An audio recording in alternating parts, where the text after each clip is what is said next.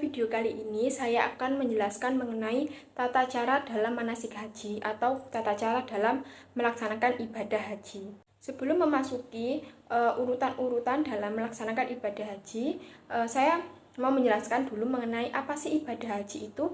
Nah, menunaikan ibadah haji itu merupakan salah satu kewajiban umat muslim pada rukun Islam yang kelima. Nah, setiap tahunnya itu jutaan umat muslim dari berbagai penjuru dunia itu berkumpul di Arab Saudi untuk melaksanakan ibadah haji. Nah, berikut adalah tuntunan-tuntunan dalam melaksanakan ibadah haji. Pertama adalah membaca niat dan memakai pakaian ihram. Nah, ihram adalah keadaan seseorang yang telah berniat untuk melaksanakan ibadah haji. Nah, calon jamaah haji ini harus melaksanakan sebelum dimikot dan diakhiri dengan tahalul. Membaca niat dan memakai pakaian ihram di titik mikot yang telah ditentukan. Nah, pada gambar di video ini terdapat titik-titik mikot yang biasanya kita dengar, yaitu di Zulhulaifah. Nah, adapun persiapan-persiapan yang harus kita lakukan sebelum melaksanakan ihram.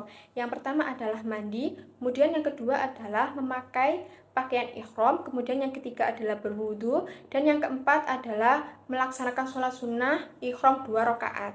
Adapun niat mengerjakan ibadah haji. Labbaik Allahumma hajja, yang artinya aku sambut panggilanmu ya Allah untuk berhaji. Nawaitul hajja wa ahramtu bihi lillahi ta'ala, aku niat haji dengan berihram karena Allah ta'ala. Kemudian terdapat juga larangan-larangan dalam ihram. Bagi laki-laki itu dilarang memakai pakaian biasa, harus memakai pakaian ihram. Kemudian yang kedua, memakai alas kaki yang menutup mata kaki. Kemudian yang ketiga, dilarang untuk menutup kepala dengan topi ataupun peci. Nah, larangan bagi perempuan itu yang pertama itu dilarang memakai kaos tangan atau sapu tangan. Kemudian yang kedua adalah dilarang menutupi muka, biasanya memakai masker. Nah, kemudian larangan ihram bagi perempuan dan laki-laki itu yang pertama memakai wangi-wangian, yang kedua memotong kuku, yang ketiga membunuh hewan apapun di sekitar Mekah, kemudian yang ketiga menikah, yang keempat menikah, yang kelima bermesraan atau berhubungan intim, kemudian yang keenam memaki atau bertengkar, kemudian yang ketujuh memotong tanaman di sekitar Mekah. Kemudian jamaah menuju Masjidil Haram di Mekah. Nah, dalam perjalanan jamaah haji menuju ke Mekah dianjurkan untuk memperbanyak mengucapkan kalimat talbiyah, yaitu labbaik Allahumma labbaik, labbaik la syarika laka labbaik, innal hamda wa ni'matah laka wal mulk la syarika lak. Yang artinya, aku datang memenuhi panggilanmu ya Allah, aku datang memenuhi panggilanmu, aku datang memenuhi panggilanmu, tidak ada sekutu bagimu, aku datang memenuhi panggilanmu, sesungguhnya segala puji, nikmat, dan segenap kekuasaan adalah milikmu, tidak ada sekutu bagimu. Kemudian jamaah haji wukuf di Padang Arafah. Nah, ada beberapa hal yang dilakukan saat wukuf. Yang pertama, melaksanakan sholat jamak takdim dan qashar yang dilakukan dalam sholat zuhur dan sholat asar, kemudian berdoa. Kemudian yang ketiga, berzikir bersama. Kemudian yang keempat, membaca Al-Quran sebanyak mungkin. Dan yang kelima, sholat jamak takdim dan qashar yang dilakukan pada sholat maghrib dan sholat isya.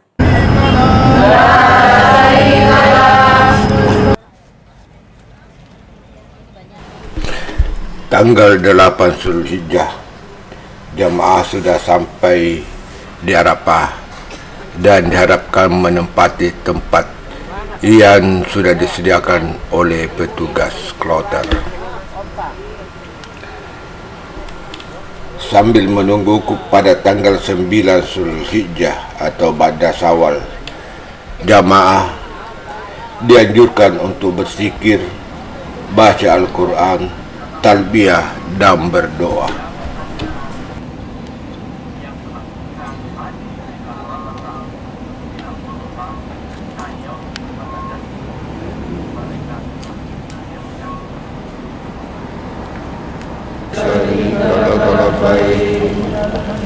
Innal hamda wa ni'mata laka wal mulk la syarika lak. Labbaik Allahumma labbaik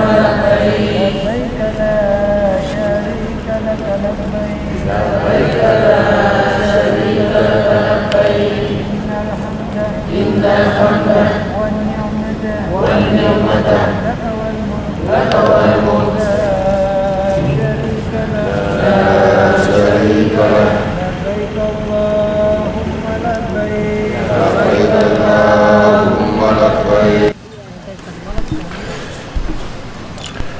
Selama di Arafah, jagalah kondisi kesehatan dan apabila merasa sakit, maka laporlah kepada petugas kloter.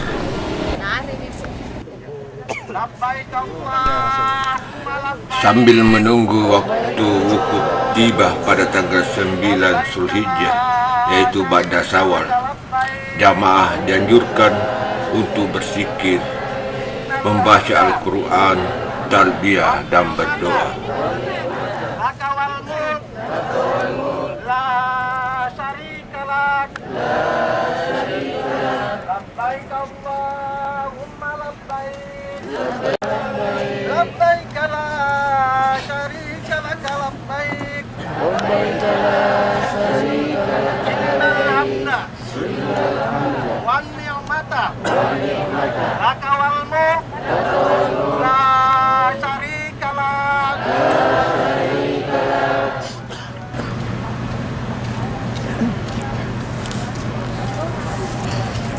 لبيك اللهم لبيك لبيك اللهم لبيك لبيك لا شريك لك لبيك لبيك لا شريك لك لبيك إن الحمد والنعمة لك والملك لا شريك لك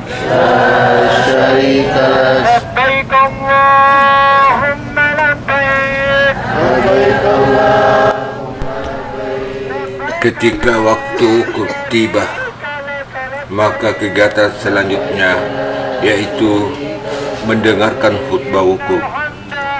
Kemudian dilanjutkan dengan salat berjamaah, yaitu salat duhur dan asar yang dilakukan secara jama' takdim. Kesempurnaan agama Islam yang diturunkan kepada Nabi kita Muhammad sallallahu alaihi wasallam. Maka jemaah sekalian yang sama dimuliakan oleh Allah Subhanahu wa taala.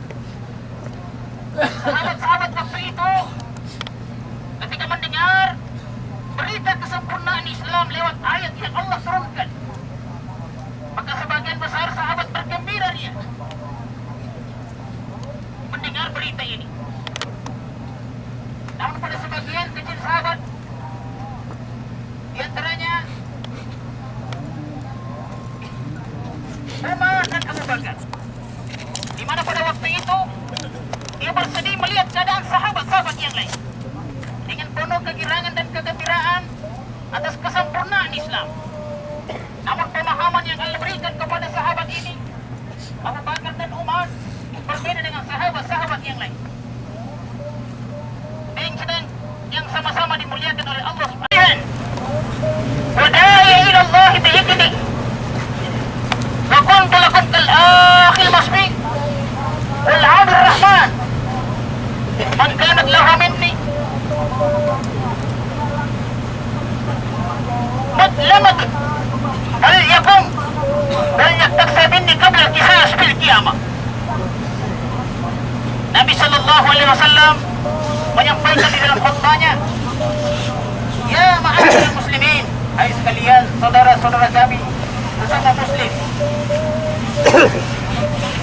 saya berdiri di depan sebagai seorang nabi di antara kalian,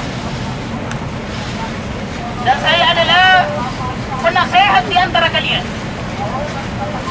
Sekaligus Nabi kita Muhammad sallallahu alaihi wasallam mengatakan, saya adalah dai dengan izin Allah. Bahkan Nabi sallallahu alaihi wasallam menyatakan,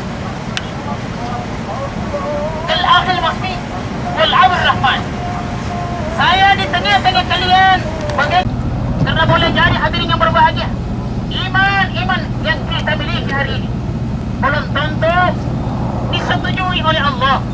Karena apabila iman kita ada cacatnya, hadirin yang berbahagia, maka tidak ada cara lain, iman ini harus dicuci dengan api nerakanya Allah Subhanahu wa taala. Wukuf dilakukan setelah khutbah wukuf dan salat jamaah gasar takdim duhur dan asar. Wukuf dilakukan dalam suasana tenang, khusyuk dan tawaddu kepada Allah. Wukuf dapat dilaksanakan secara berjamaah atau sendiri-sendiri. Selama wukuf, jamaah memperbanyak zikir, istighfar, selawat dan doa sesuai sunnah Rasulullah sallallahu alaihi wasallam. Kemudian mabit di Musdalifah. Nah, mabit di Musdalifah ini dilakukan oleh jamaah haji pada tanggal 10 Zulhijjah. Nah, secara sederhananya, mabit itu artinya bermalam atau beristirahat sejenak para jamaah haji. Nah, pada wajib haji, makna mabit itu mengacu pada berhenti sejenak di waktu malam hari untuk mempersiapkan segala sesuatu dalam pelaksanaan melontar jumroh untuk hari esoknya. Nah, dalam kegiatan mabit di Musdalifah itu, jamaah diwajibkan mengambil batu kerikil untuk melempar jumroh di Mina sebanyak 49 butir atau 70 butir. Jadi, jamaah haji itu mengambil batu sebanyak 49 butir atau 70 butir.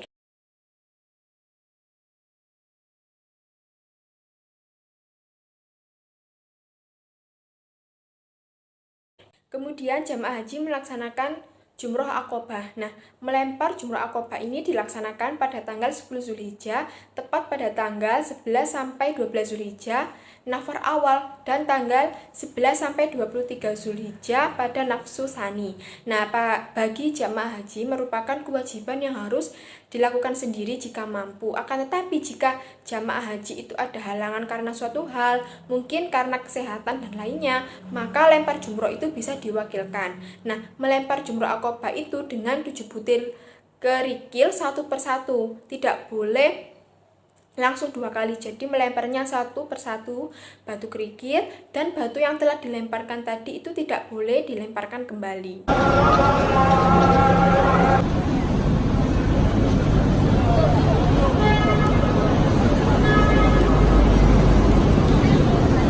Kemudian melaksanakan tahallul. Nah, tahallul itu apa? Tahallul adalah melakukan bercukur rambut. Nah, bagi kaum laki-laki dianjurkan untuk mencukur sampai gundul, seperti pada gambar di sampingnya. Nah, sedangkan untuk perempuan itu bercukur secukupnya saja, seperti yang digambar juga. Itu perempuan itu tidak sampai habis ya rambutnya. Nah, setelah tahallul itu jamaah haji itu boleh memakai pakaian biasa dan boleh melakukan kegiatan di luar rukun haji. Misalnya berzikir sebanyak-banyaknya, kemudian melaksanakan sholat sunnah, membaca Quran, dan lain sebagainya. Kemudian melaksanakan tawaf ifadah. Nah, sebelum memasuki Masjidil Haram, jamaah haji itu diwajibkan untuk berwudu, kemudian masuk pintu Masjidil Haram itu dari mana saja.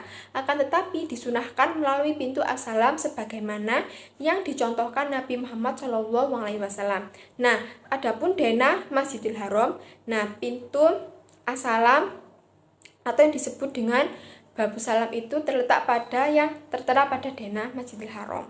Allahumma innaka ta'lamu sarirati wa alaniyati faqbal madirati wa ta'lamu ma fi nafsi wa ma indi faghfir li dunubi wa ta'lamu hajati fa'atini su'li. Allahumma inni as'aluka imanan yubassir ka qalbi wa yakinan sadiqan hatta a'lamu annahu la yusayyibani illa ma katabta wa ridda ma qadaita alayya. Nah, adapun juga doa ketika memasuki Masjidil Haram.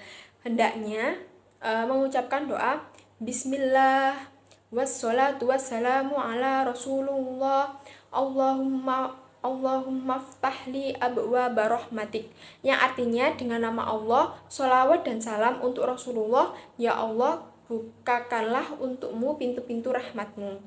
Selanjutnya, jamaah haji melaksanakan tawaf. Nah, tawaf itu merupakan aktivitas mengelilingi Ka'bah sebanyak 7 kali, yang merupakan salah satu rukun dalam rangkaian ibadah haji maupun umroh. Nah, dalam melaksanakan tawaf untuk jamaah laki-laki itu, pada putaran 1-3 jamaah itu dianjurkan untuk lari-lari kecil. Sedangkan untuk putaran ke-4-7 itu jamaah haji itu bisa melaksanakan tawaf dengan jalan biasa. Nah, akan tetapi berbeda untuk jamaah perempuan. Jamaah perempuan itu saat melaksanakan tawaf 1-7 itu tidak dianjurkan untuk lari-lari kecil.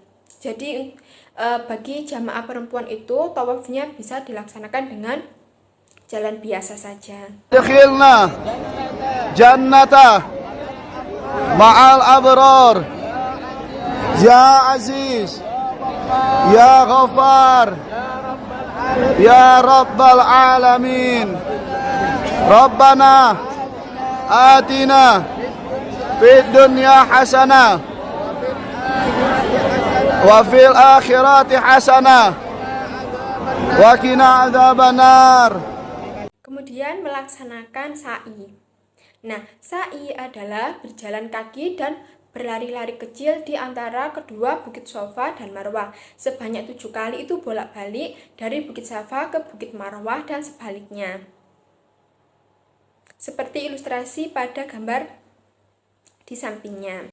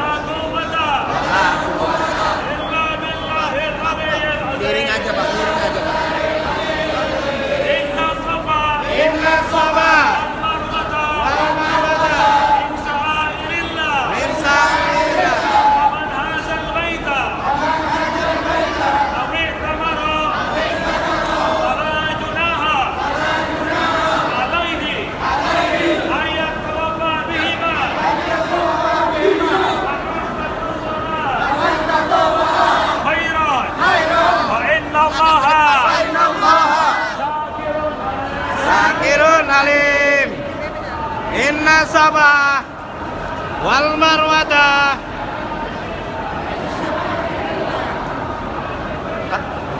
mana nenek kata sana.